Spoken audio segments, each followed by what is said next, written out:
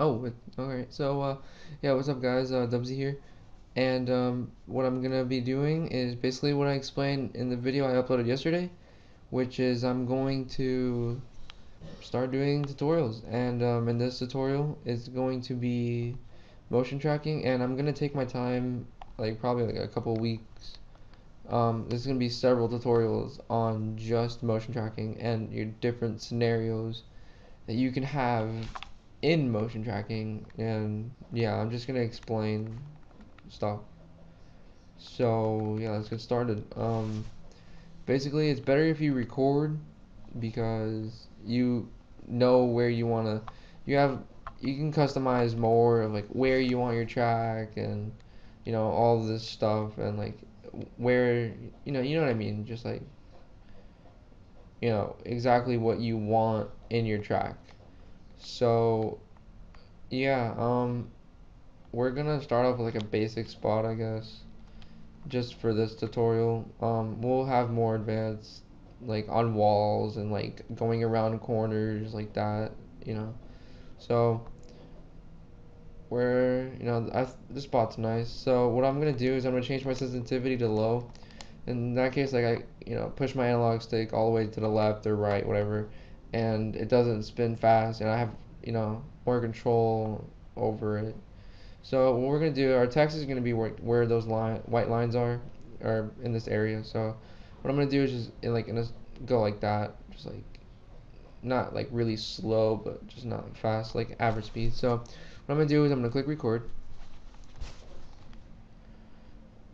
and any name, and we're just going to record that right there, just like that. And yeah, just that simple, 7 seconds long. That's all we need. But yeah, so what we're gonna do next is I'm gonna see how long I could go with this tutorial. Probably make it. I don't know how long I'll make it, but yeah. Just delete that, and I can't delete it. All right, cool. Um, yeah, don't worry about that. Kind of messed up on another talking, whatever. So this is like my third time doing it. Phone just vibrated, but that doesn't matter. What we're gonna do is go in Vegas right now, and you go to File, Import, and basically if you recorded it, just go to wherever your videos are outputted to. There it is. Just drag it down here, and now what we're gonna do is right click and click Properties, and then there's these options. Even if you're not an editor, but if you send clips out to editors, or whatever, you always know you have to do this. You uncheck maintain aspect ratio and click disable resample, and then click OK. And then as you can see, we have like the menu, the buttons right there, the score thing. So what we're gonna do to get rid of that is we're gonna click the pan and crop button, which is right here. And now you have this like thing, and you have these like lines, and basically what you're gonna do is you're gonna drag these in like that until it's just enough where like the spectating is gone. As you can see there, everything's gone. So then it's just the cinematic, I guess. This is how you record. This is how you render cinematics, I guess you could say. So once you have like a nice spot, what you do to save it, so you don't have to do this every single time, you just like go right here and type whatever you want, and then just click save. But I already have a preset, and it's titled cinematic, so it goes every time I want it. It just goes there. So yeah, and now what you're gonna do is just double click here, and then I guess you can look through it and look exactly where your clip starts, so you don't have like excess frames. See, like mine starts like about like right here. Starts like right here, so I can cut that out so I have less stuff to render. Um, yeah, so um, next, if you click File, Properties, You can see like here I have frame rate 59.94, and that's basically how all your clips should be. But in motion tracking like tutorials that I've seen, people have changed this down to like 30, like 25, like that's not necessary. Basically, all you need to do is keep the same frame rate throughout every single program that you're going to be using, which is Boju and Cinema 4D. So I'm just going to keep mine at 59.94. Like every clip should be like that's how you should record from a PVR and whatever.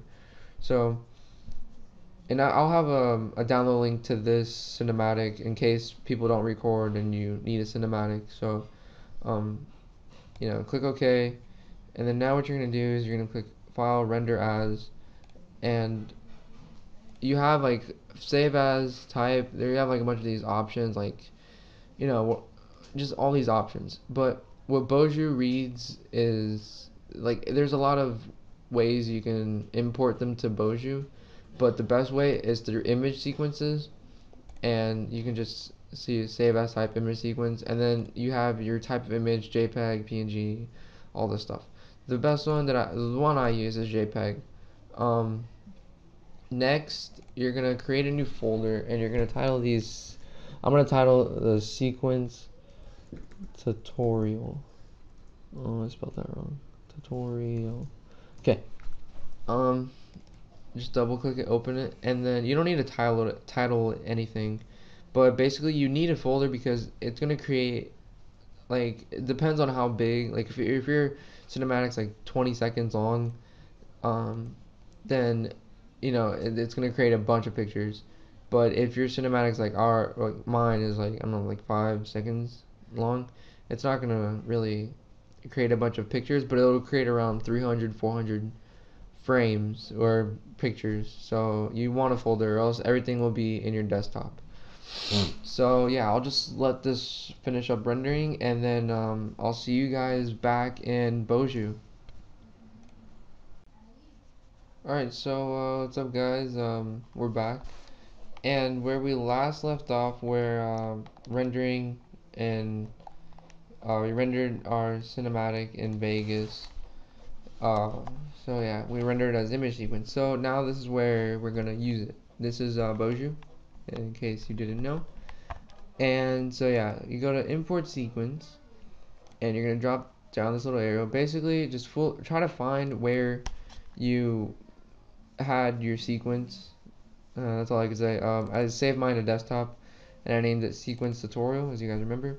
So in here you have all these pictures. Remember, you're gonna click the first one, 000, whatever. Yeah, click open, and then here on frame rate, remember how I was talking about like people have it on 30, whatever. Remember how ours was on 59.94, and so what you're gonna do is you're gonna click frame rate 59.94, and you're gonna click apply. But if you notice right here, once you click apply, it changes the frame rate to back to 25. So when I first started motion tracking, I didn't really notice this, and this was the reason why my tracks never came out good, was because of this. So you want to make sure you go back here and change it to 59.94, and then click apply again, and then click close, and then now it's 59.94. So yeah, now next thing you're gonna do is gonna click track features. Now I'm gonna go over to advanced, and basically you have the sensitivity here, and as you can see, the lower the sensitivity is, the less like points you can see there is. So what I'm gonna do is I'm gonna move over one more. It's defaulted to like right here in the middle. I'm gonna move over one more just because I want more points. I want my track to be accurate. So all frames and click start. This kind of takes a while, so I'll be back.